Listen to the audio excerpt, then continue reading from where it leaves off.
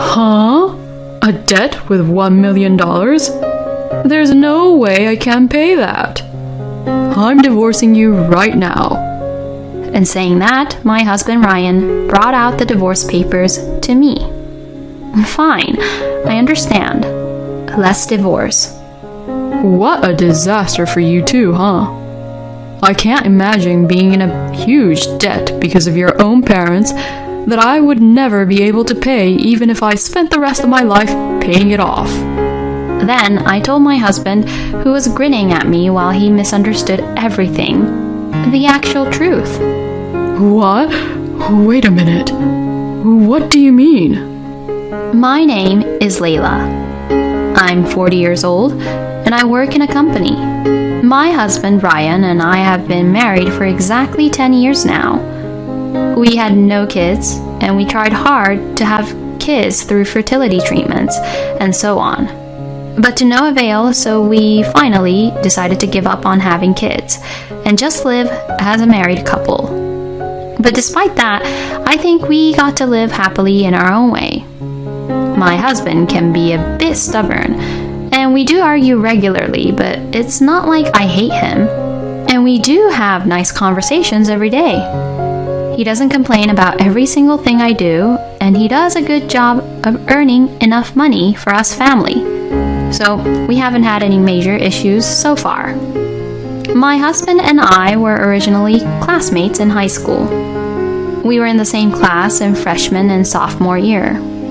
And since we were both on the school's basketball team, we often practiced next to each other for the extracurricular activities. We weren't going out in high school, but he was one of my closest classmates I had in my grade. It was a certain wedding that brought us together and we ended up getting married. At that time, people from the basketball team, regardless of whether they were women or guys, got together for a reunion. And there was when I met my husband again. We were seated next to each other at the after party, and the two of us started going out for drinks after work. And after a few more dates, we began to go out. We continued dating for the next 3 years, and then we decided to get married. I'm happy that we were able to get married at 30.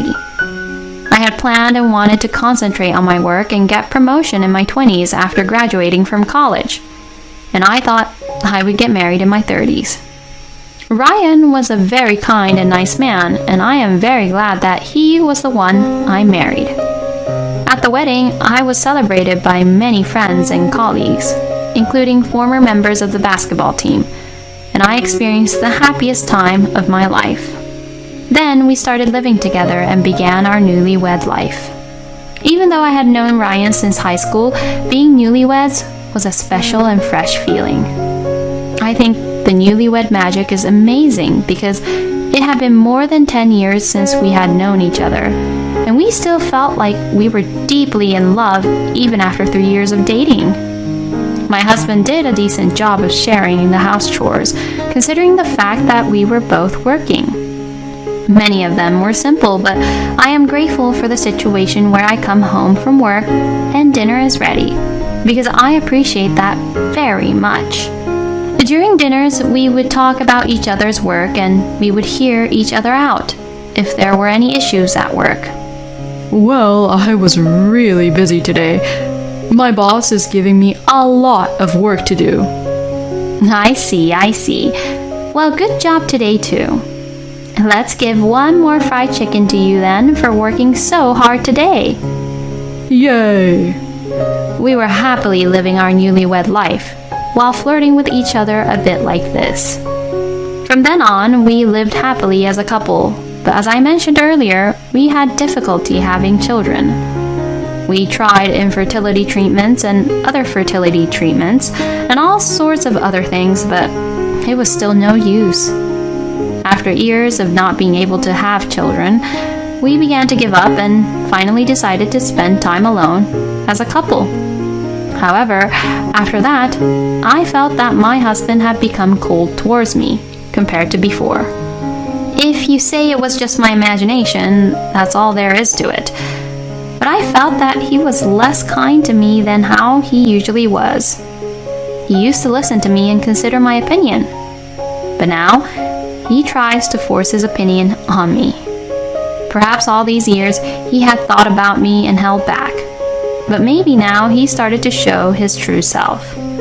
Still, I didn't want to leave my husband because I loved him, but I did feel a little sad that he had begun to not treat me as well as he did before.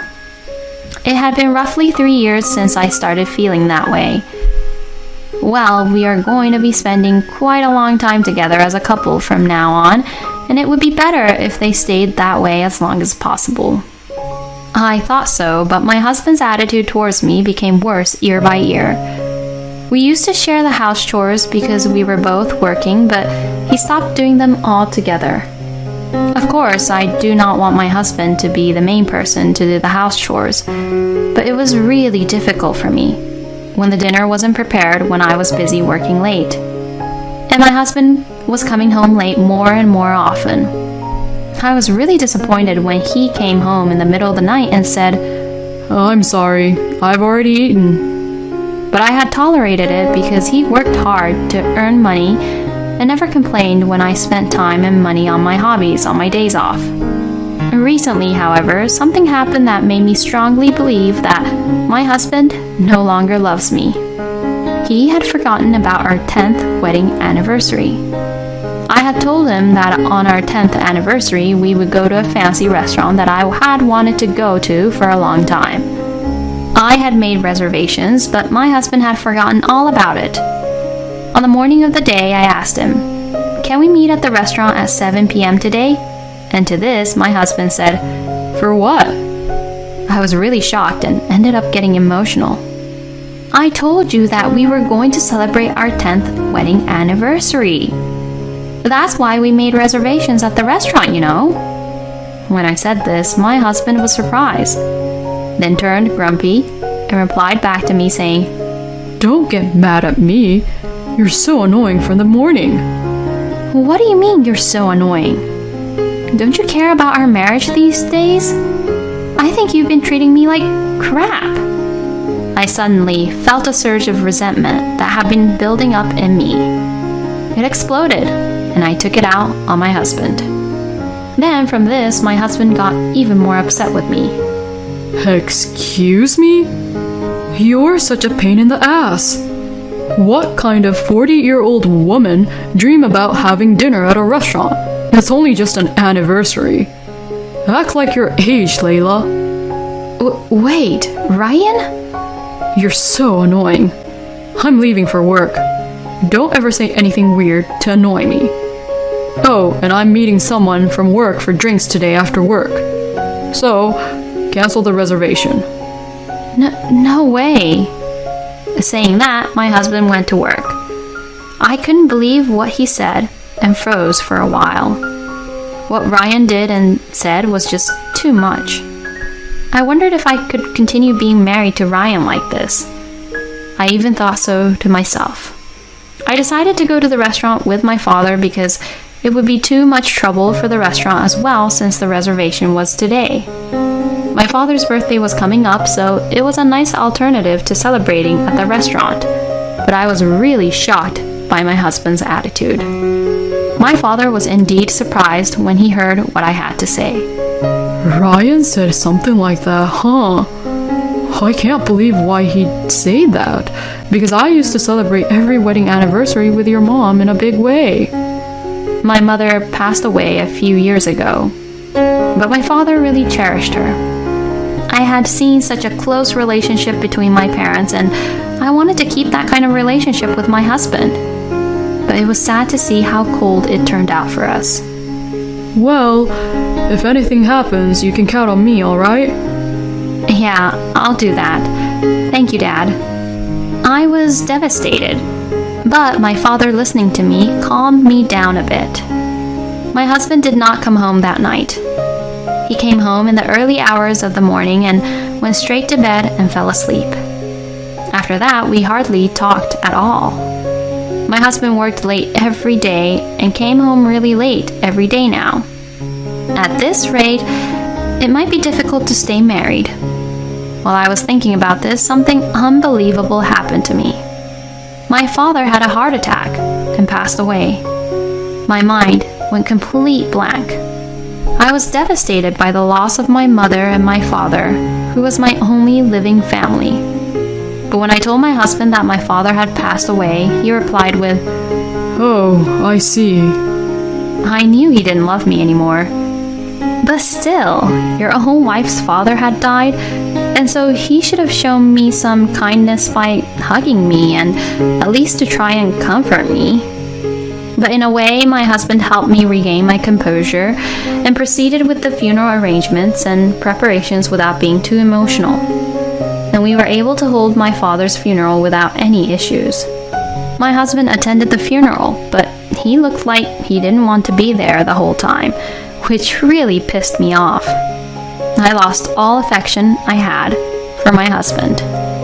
A few days later, a lawyer came to our house to talk about the inheritance, and that's when I clashed with my husband again. Regarding your father's inheritance, Layla, first of all, there is $1 million of debt. The moment the lawyer said that, my husband raised his voice. Huh? A debt with $1 million? There's no way I can pay that. Honey, wait. Let's hear what the lawyer has to say until the end. You're joking, right? I can't stay with a person who's in that much debt any longer. I'm divorcing you right now. And saying that, my husband Ryan brought out the divorce papers to me. What? Are you serious?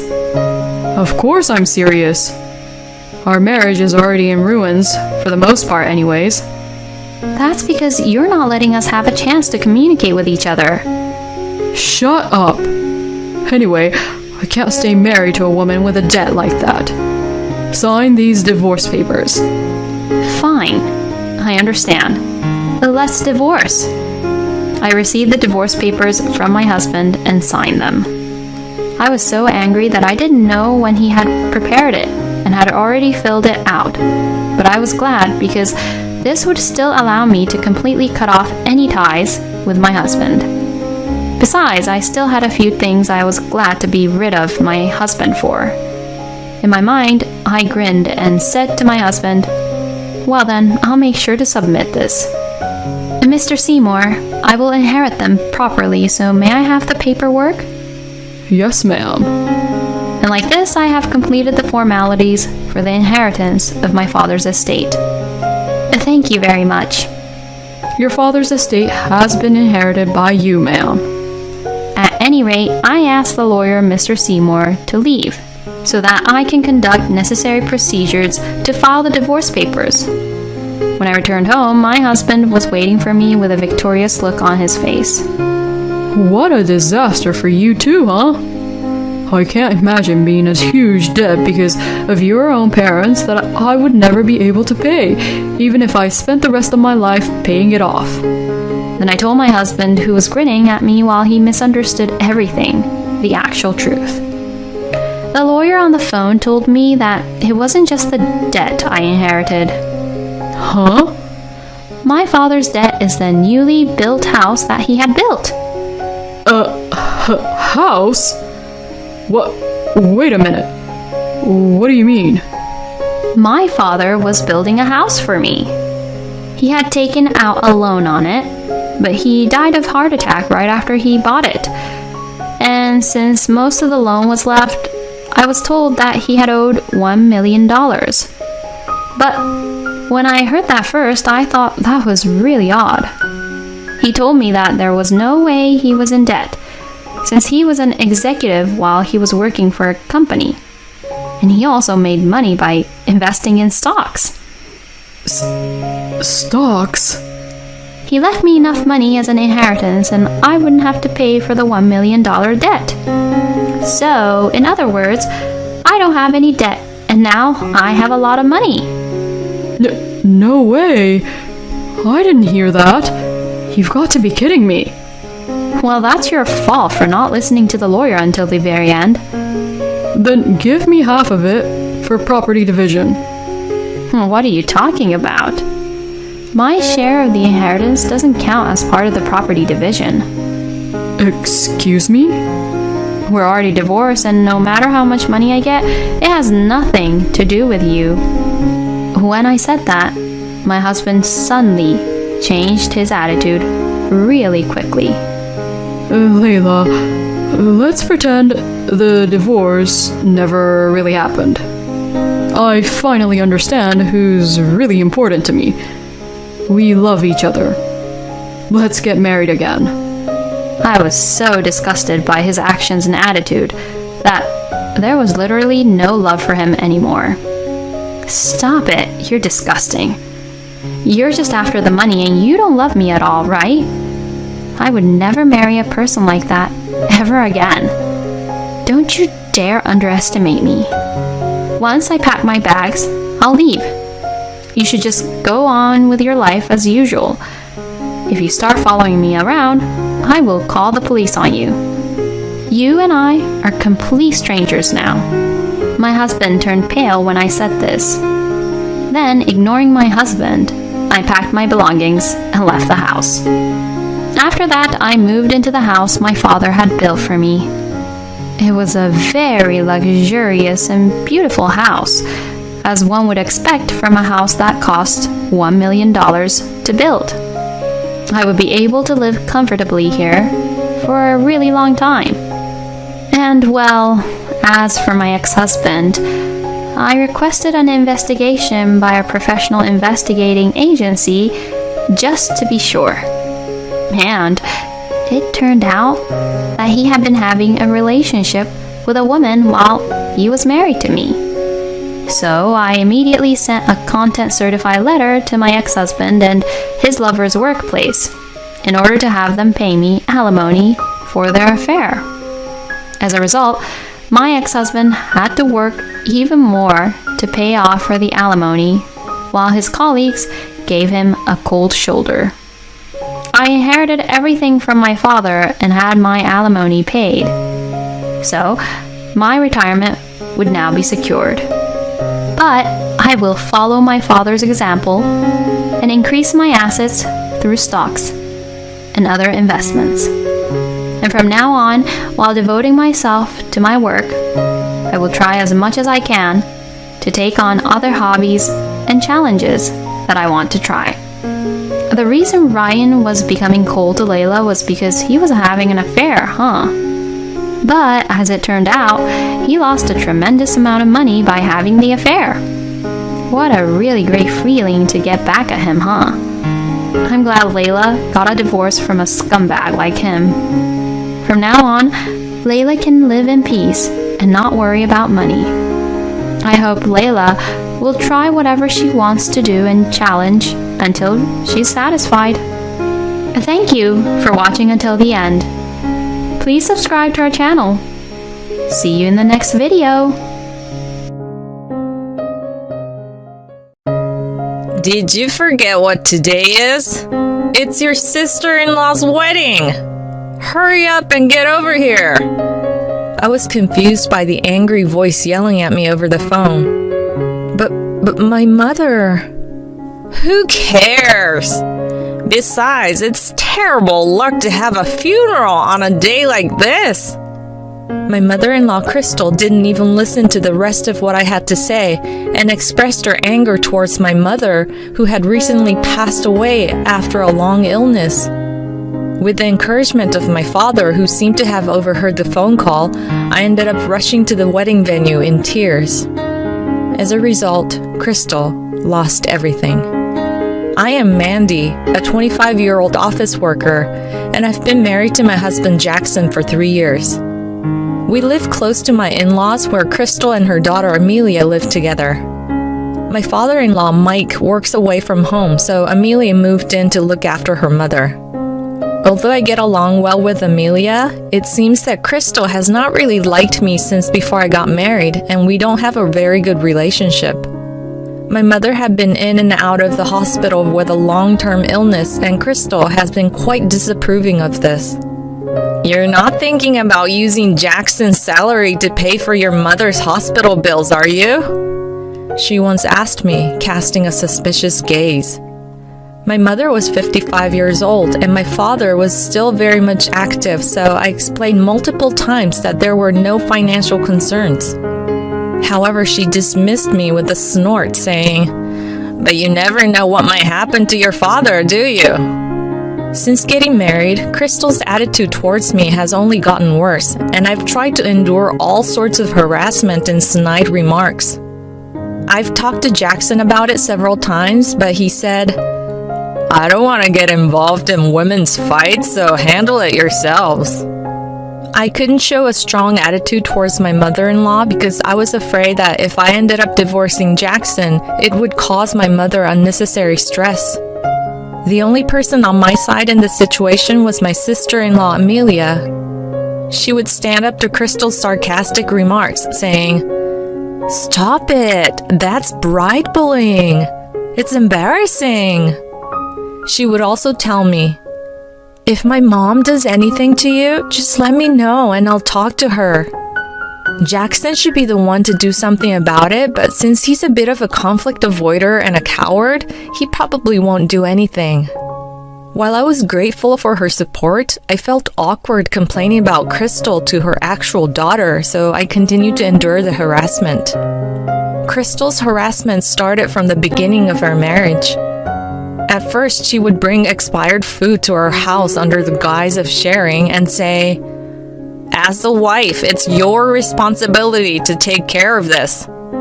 Just make sure not to let my son eat it." She would also make unannounced visits on my days off, nitpick our house cleaning, and point out any shortcomings in a nagging manner. However, her harassment escalated over time. She started ordering things online addressed to me, having them delivered to our home cash on delivery, and forcing me to pay the fees. She never reimbursed me and instead accused me of demanding money from her, saying, "It's just a little bit of money. You should pay for it. You really are a miserly person." By the way, the reason she had the packages addressed to me was apparently because the intercom at her house was broken. To be honest, it would be cheaper to pay for the intercom repair than the cash on delivery fee, so I've asked her several times. "I'll pay for the intercom repair, so please stop having packages delivered to our house." But she refused, saying, "I leave that kind of thing up to Mike, so don't do anything on your own." I talked to Jackson about this, but he brushed it off, saying, "The items she orders aren't that expensive, are they? We'll inherit her estate in the future, so just bear with it and pay for now." However, since I was paying from my own allowance, I asked him to increase our living expenses to cover the cost. He reluctantly agreed, making a sour face and saying, "How greedy can you be?" Crystal's attacks didn't stop there. Every time we saw each other, she would sigh and say, "Still no kids? You need to have an heir at some point, or else there's no point in having a daughter-in-law." My mother would regularly check in and ask, "How's married life?" But I didn't want to worry her, so I couldn't bring myself to share my problems, saying, "My husband and his family are all wonderful people, and I'm happy." I felt my frustrations building up with no outlet, and I could feel myself being pushed to the edge mentally. Feeling that I had reached my limit, I decided to take all the cash on delivery receipts to my in-laws' house to ask for reimbursement. When I arrived at their house, fortunately, Amelia greeted me and seemed surprised by my visit, asking, "What's going on?" I told her, "I need to talk to your mother." She seemed to sense something from my expression and accompanied me in the conversation with Crystal. "This is the total of the cash on delivery fees I've paid up until now. If it was just a little bit, I would have been okay, but honestly, I'm receiving packages several times a week, and it's putting a lot of pressure on our finances. I'd like you to stop having them delivered to our house." As I showed her the receipts totaling nearly $2,300, Crystal pushed back, saying, "I can't pay that amount all at once." But Amelia, with a stern look on her face, asked, "What's going on?" and demanded an explanation. Because her intercom is broken, she's been having various items delivered to our house from online shopping. But all of them are cash on delivery, and I've been covering the cost and accepting the packages. But I haven't been reimbursed even once. Amelia, surprised by my words, exclaimed, "Why are you paying for the things Mom ordered? No wonder there have been more appliances and food we don't use lately. And you're saying the intercom is broken? But you rang the intercom today." I was taken aback by her words, and then I realized that the intercom wasn't actually broken. In other words, Crystal had lied and intentionally made me pay money as a form of harassment. Well, sometimes it really doesn't work when it's acting up, and it's not fair to have the delivery person come to the house multiple times because of that. Then you should just fix the intercom quickly. I've offered to pay for the intercom repair several times, but she says she can't do anything without her husband's permission. Mom, this is blatant bullying of your daughter-in-law. Aren't you ashamed of yourself? She sighed deeply after hearing my words and seemed to be fed up with her mother. In the end, she told her father about the situation, and he apologized and transferred an amount slightly more than the total of the receipts to my account, saying, "We've put you through a lot because of Crystal, so this is our apology." Since then, Amelia has been more attentive to me and often invites me to meals. During meals, she would often ask if her mother was still causing trouble, but after that incident, Crystal has calmed down a bit and only makes sarcastic remarks to me. So my conversations with Amelia gradually became more personal. In those conversations, I told her about my mother's long illness, my father taking care of her, and the fact that she had been given a terminal diagnosis. Amelia, in turn, told me that she had a partner she promised to marry and that her father would soon return from a work assignment alone. They planned to get married when he returned and then leave her parents' home. This went on for about a year. My father-in-law, Mike, returned home safely after finishing his work assignment, and Amelia became busy preparing for her wedding. In the midst of all that, as someone who had already had a wedding, I listened to her concerns and helped her with the preparations, sincerely celebrating her marriage. However, 2 days before her wedding, something happened while I was having lunch with her. I received an unusual message from my father informing me that my mother's condition had taken a sudden turn for the worse, and she was in critical condition. "You should come back as soon as possible." His voice over the phone was filled with tears, and my thought process seemed to have completely stopped, leaving me unable to think about anything. Amelia, noticing my state, gently asked, "What's wrong?" I hesitated for a moment, wondering if it was really appropriate to tell her who was about to get married. But ultimately, I explained the situation out of a strong desire to see my mother. She then said, "Go to her quickly. You don't have to worry about my wedding. I'm really sorry that I can't cancel it since it's only 2 days away. Be with your mother. I'll explain everything to everyone else." With her kind words, I hurried back to my family home and went to my mother's side. As if waiting for my arrival, she briefly opened her eyes and said, "Thank you for coming." She squeezed my hand tightly and passed away peacefully the next day. My father and I managed to hold back our tears and see her off in her final moments. Then we were busy with the arrangements for her wake and funeral. I also contacted Jackson, telling him, "I'll be back once all the procedures are finished."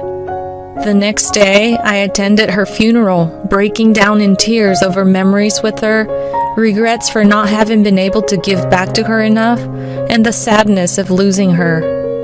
Then I received a phone call. It was from Crystal. As I was in the middle of the funeral, I intended to call her back later, but she kept calling repeatedly. Confused, I eventually answered the phone. "What on earth? Where are you right now?" I'm sorry. My mother passed away yesterday, so I am attending her funeral." Did you forget what today is? It's Amelia's wedding! Hurry up and get over here! Confused by the angry voice yelling at me over the phone, I managed to stammer out, But my mother... However, I was yelled at even more. Who cares? Besides, it's terrible luck to have a funeral on a day like this. I could feel the tears that I had been holding back start to overflow. My father, who was nearby, heard the yelling from the phone as well. Are you alright? Amelia was supposed to have explained the situation to her. I'll take care of the funeral, so you go attend the wedding. Is there still time? If I leave now, I'll just make it. But this is my last goodbye to Mom. Your mother was happy just knowing that she saw you one last time. She wouldn't want you to ruin your relationship with your husband's family because of her. Go ahead and go. He gently persuaded me, and I hurried off to the wedding venue. I changed into the dress I had prepared at home, but my mood didn't lighten at all, and I couldn't hold back my tears even in the taxi to the venue. Somehow, I managed to calm my tears and entered the venue after checking in. As I headed to the restroom to check myself in the mirror, I happened to run into my father-in-law, Mike. Mandy? What are you doing here? Is your mother alright? Amelia said you wouldn't be attending. My mother passed away, and today was her funeral. I did let Jackson know that she had passed, but Crystal kept calling and insisting that I attend the wedding today. My father also told me to prioritize my relationship with Jackson's family, so I left the funeral to attend the wedding. What? Did she say such an outrageous thing? I am so sorry. No, I'm the one who should apologize for causing trouble on such a happy day. Crystal said it was bad luck, but there was nothing I could do. Never mind that. Go back to your mother's funeral. I'm so sorry for making you come all the way here without even offering my condolences.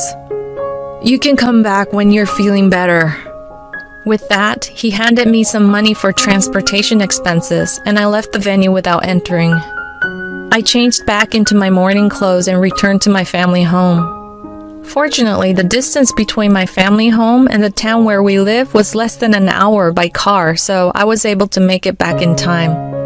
When I returned, my father and relatives were surprised, and they all asked me why I was back.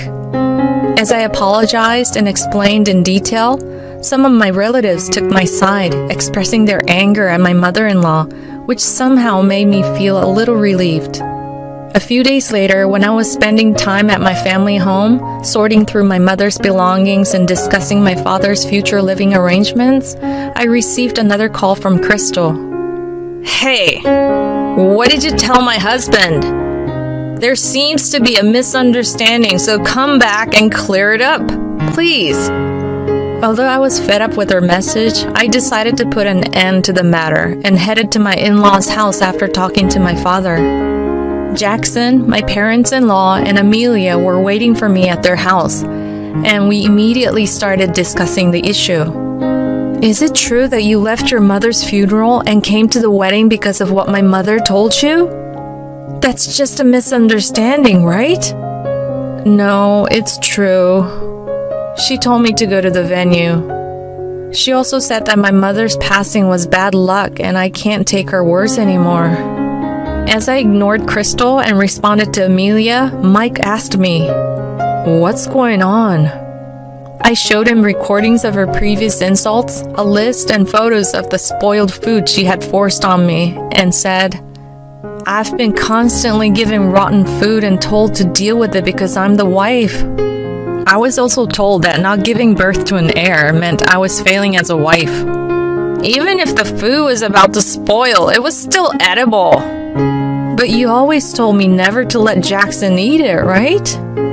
Also, as Amelia and Mike already know, I was not reimbursed for cash-on-delivery items, and when I talked to Jackson about it, he told me there was nothing he or I can do because we would receive an inheritance eventually. What have you two been doing all this time? You've done nothing but terrible things to Mandy. On top of that, you even interfered with her mother's funeral. He was furious upon hearing my words, and Amelia said, "Using my wedding as a tool for harassing my sister-in-law is truly despicable." She glared at her mother with contempt. I was really glad that I had kept records of Crystal's harassment just in case something happened. However, Jackson spoke up in defense of his mother. "There's no need for everyone to gang up and blame my mother. She must have had her reasons, right? Mandy, you didn't have to say all this here. If you had communicated more frequently, this situation wouldn't have happened in the first place. When I tried to talk to you about it, you always seemed annoyed and there was never any real discussion. Did you really think that she and I could have a conversation on our own? Well, that's because you always bring up those issues when I'm tired after work. There's no such thing as timing when it comes to family matters." Mike raised his voice in anger again. Then he told my mother-in-law, "Go back to your parents' place for a while. Since you've caused Mandy mental distress, you should pay her some compensation. Earn that money yourself. Mandy, how much would it take for you to forgive my wife?" No, it's not about the money." "No, if you don't decide, my father and I will." In the end, Mike and Amelia ordered Crystal to pay me $10,000 and decided that she would stay at her parents' place until she paid off the amount and not return to her house. I received an apology from Amelia and Mike, and I thought the matter was settled. But when I got home, Jackson said, "Mom has to go through a lot because you said too much." So I decided to get a divorce. I requested a divorce on the grounds of marital breakdown due to my husband's refusal to do anything about the harassment I received, and we successfully divorced. Crystal, who had been a housewife for a long time, started working part-time at a supermarket near her family home to pay the compensation. As for Jackson, he was disowned by his father, who told him, "Don't think you'll inherit anything." He contacted me, asking me to mediate between him and his father, but I only said, "You didn't do anything when I needed help, but you cling to me when it suits you. You're really shameless," and hung up the phone. Since then, I have moved back to my family home and live with my father, who is now alone. He seemed quite depressed after my mother passed away, and although he felt sorry for me about the divorce, he said, "I'm glad I can live with you again. From now on, I want to live a peaceful life by his side, supporting him as we move forward together."